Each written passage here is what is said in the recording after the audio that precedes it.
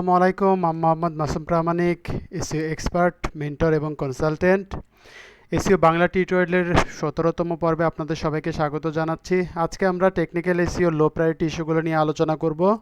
So technical এসইওর লো priority issue কী কী আছে, আমরা already high priority এবং মিডিয়াম প্রায়োরিটি কিন্তু কভার করেছি। এবং লো প্রায়োরিটি ইস্যুগুলো হচ্ছে মেইনলি আমাদের সলভ করলেও হয়, না করলেও হয়, বাট আমরা একটু জেনে রাখি যে লো প্রায়োরিটি ইস্যুগুলো সাধারণত কী কী থাকে। সো এখানে ফার্স্টে আমরা দেখতে পাচ্ছি ইন্ডেক্সেবিলিটি রিলেটেড কিছু ইস্যু। সো ফার্স্টে দেখতে পাচ্ছি নো ইন্ডেক্স ফলো পেজ।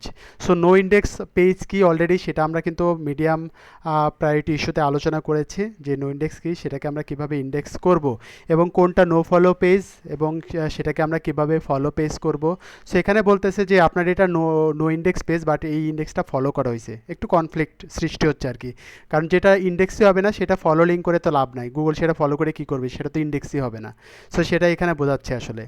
আবার no index no follow page, এটা ঠিক আছে যে এই পেজটা নো ইন্ডেক্স এবং নো ফলো করা আছে, বাট এটা আপনি ফলো করতে পারেন। সো এই জিনিসটা যেহেতু আমাদের এটা মানে ইন্ডেক্স করার দরকার নাই, সেহেতু আমরা ইগনোর করছি। বাট এটা যদি মনে করেন যে হ্যাঁ এই পেজটা নো ইন্ডেক্স বাট এই পেজটা আমার ইন্ডেক্স করা দরকার, সেক্ষেত্রে কিন্তু কীভাবে সলভ করবেন এটা কিন্তু অলরেডি আমরা আলোচনা করেছি। এটা আপনার জাস্ট পেজটাতে যাওয়া লাগবে এবং জাস্ট নো এর জায়গায় ইয়েস করা লাগবে। আমরা যদি একটু আবার আপনাদের একটু দেখাই যে নো ইন্ডেক্স পেজটা কখন হয় বা কিভাবে হয়। আমরা যদি একটু কোনো পোস্টে যাই, যে কোনো একটা যদি পোস্টে যাই, দেখেন আমরা যদি একটু স্ক্রল করে নিচের দিকে আসি, এখানে অ্যাডভান্স নামে একটা অপশন পাবো। সো এখানে দেখতে পাচ্ছি যে search engine to show this contained in search result. এটার মানে হচ্ছে আপনি এটা ইন্ডেক্স করতে যাচ্ছেন কি ইন্ডেক্স করতে যাচ্ছেন না। যদি ইয়েস থাকে তাহলে ইন্ডেক্স ট্যাগ, যদি নো থাকে তাহলে নো ইন্ডেক্স ট্যাগ, এটাকে বলা হচ্ছে নো ইন্ডেক্স।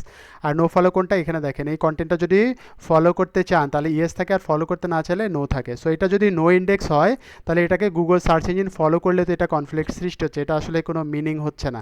মানে সেটা তো সে ইন্ডেক্স করবেই না, তাহলে ফলো করে লাভ কি, এটাই সে এখানে বোঝানো যাচ্ছে। বাট এটা যদি আমরা ইন্ডেক্স করতে চাই তাহলে নো এর জায়গায় জাস্ট হবে ইয়েস। আচ্ছা, এটা আমরা এভাবে সলভ করব। এরপরে ইন্ডেক্সেবল ইস্যুতে আরও কয়েকটি ইস্যু আমরা দেখতে পাচ্ছি। এখানে page has only one do follow incoming internal links. তার মানে এই পেজের মধ্যে জাস্ট একটা ইনকামিং ইন্টারনাল লিঙ্কস আছে।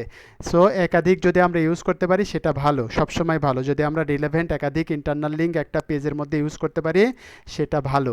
Page has only one do follow incoming internal links, মানে এই পেজগুলো জাস্ট একটা পোস্টের সাথেই ডু ফলো লিঙ্ক হিসাবে ইউজ করা হয়েছে। মানে এটা যদি একাধিক কোনো লিঙ্কের সাথে যুক্ত হইতো তাহলে সেটা ভালো হতো। মানে পেজের মধ্যে একাধিক ডু ফলো লিঙ্ক যদি থাকে, একাধিক ডু ফলো ইন্টারনাল লিঙ্ক যদি থাকে তাহলে ভালো। এখানে কিন্তু এক্সটার্নাল লিঙ্কের কথা বলা হয়নি, ইন্টারনাল লিঙ্কের কথা বলা হয়েছে।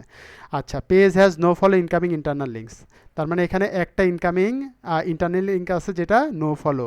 সো এটাকে সে ওয়ার্নিং হিসেবে ধরতেছে এবং এটা যদি ডু ফলো হইতো তাহলে ভালো হইতো, সেটা বলতেছে।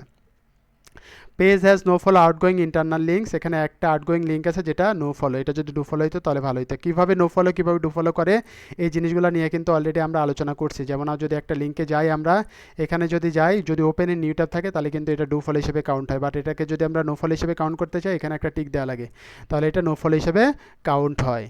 আচ্ছা,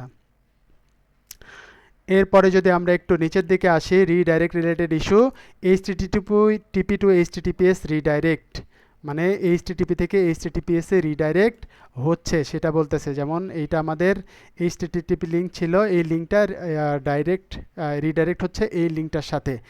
তো এটাই সে বলতেছে। আমরা সাধারণত জানি যে আমাদের ওয়েবসাইটে 4টা ভার্সন থাকে, HTTP, HTTPS, HTTP WWE dot এবং এইচটিটিপিএস ডাব্লিউডাব্লিউ ডট। এই 4টা ভার্সন যে কোনো একটা ভার্সনে রিডাইরেক্ট হয়, এটা খুব স্বাভাবিক এবং এটা আমাদের ইগনোর করব আমরা। আচ্ছা, এরপরে যদি কন্টেন্ট রিলেটেড ইস্যুতে আসি, আমরা এখানে দেখতে পাচ্ছি মাল্টিপল H1 ট্যাগ। অলরেডি এই জিনিসগুলো নিয়ে কিন্তু আমরা আলোচনা করছি। মানে একটা পেজের মধ্যে একাধিক H1 ট্যাগ আছে, তার মানে কমাইতে হবে। একটা পেজের মধ্যে একটা H1 ট্যাগ থাকা ভালো, একাধিক থাকা ভালো না। কিভাবে H1 থেকে H2 করবো এই জিনিসগুলো অলরেডি আমরা জানি। যেমন ধরেন এইটা আমার একটা ট্যাগ, এটা আমরা দেখতে পাচ্ছি এখানে H2 আছে। সো সাপোজ ধরেন এটা যদি H1 থাকতো তাহলে এটাকে আমাদের কনভার্ট করে H2 বানাতে হবে। ওকে, এটাই বলতেছি যে একটা পেজের মধ্যে জাস্ট একটাই H1 থাকতে হবে, একাধিক H1 থাকা যাবে না। Page and sharp titles do not match, এটার মানে হচ্ছে যে আপনি এখানে যে টাইটেলটা ইউজ করছি, দেখেন আমরা এখানে সার্চ ইঞ্জিনে যে টাইটেলটা ইউজ করছি এই টাইটেলের সাথে গুগলে যে টাইটেলটা শো করতেছে, গুগলেও দেখেন একটা লিঙ্ক শো করতেছে। সো গুগলে যে টাইটেলটা শো করতেছে এই টাইটেলটা ম্যাচ হচ্ছে না, ম্যাচ করতেছে না, সেটা বলতেছে গুগলের যেটা এটাকে আমরা বলি sharp, search engine result position বা পেজ অনেক সময় বলি আমরা। সো এটা বলি শার্প রেজাল্ট। যেমন এইখানে যে টাইটেলটা শো করতেছে এবং এইখানে যে টাইটেলটা শো করতেছে দুইটার মধ্যে তফাৎ থাকে, অনেক সময় পার্থক্য থাকে। এটাকে আমরা বলি page and sharp titles do not match. এটা কনফ্লিক্ট হয় কখন?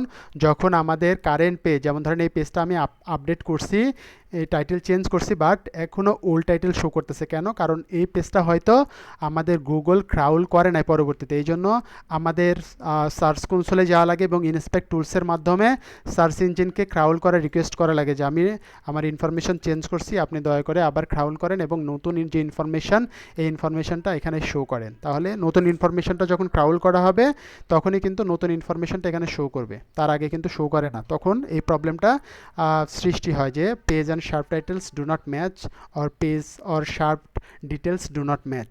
তারপরে H1 tag missing or MT, যে 62টা পেজ, এটা কিন্তু মিডিয়াম প্রায়োরিটি আমি দেখে আসছি যে 62টা পেজের মধ্যে H1 ট্যাগটা নাই, তার মানে ওই পেজগুলোতে যাইতে হবে এবং H1 ট্যাগ ইউজ করতে হবে।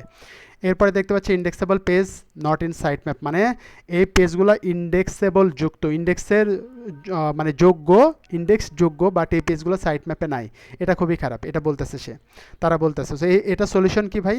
এটা সলিউশন হচ্ছে, যেমন ধরেন অনেক সময় অনেক পেজ আমরা ইন্ডেক্স করতে চাই না, অনেক সময় অনেক পেজ আমরা ইন্ডেক্স করতে চাই না, যে কারণে এই পেজগুলো আমরা সাইট ম্যাপ থেকে দূরে রাখি। সাইট ম্যাপের আমরা যদি ওস্টের একটা সেটিংস আছে, এই সেটিংসে কিন্তু আমরা অলরেডি সুন্দরভাবে বলে দিই যে কোন পেজগুলো আমরা সাইট ম্যাপে যুক্ত করবো এবং কোন পেজগুলো আমরা সাইট ম্যাপে যুক্ত করতে চাই না। এখানে দেখেন ওস্টের যে সেকশনটা আছে, এই ওস্টের সেকশনে যদি আমরা যাই, সেটিংসে যদি যাই, সেটিংস থেকে আমরা যদি সাইট ম্যাপে আসি, এখানে আমাদের একটা অপশন আছে,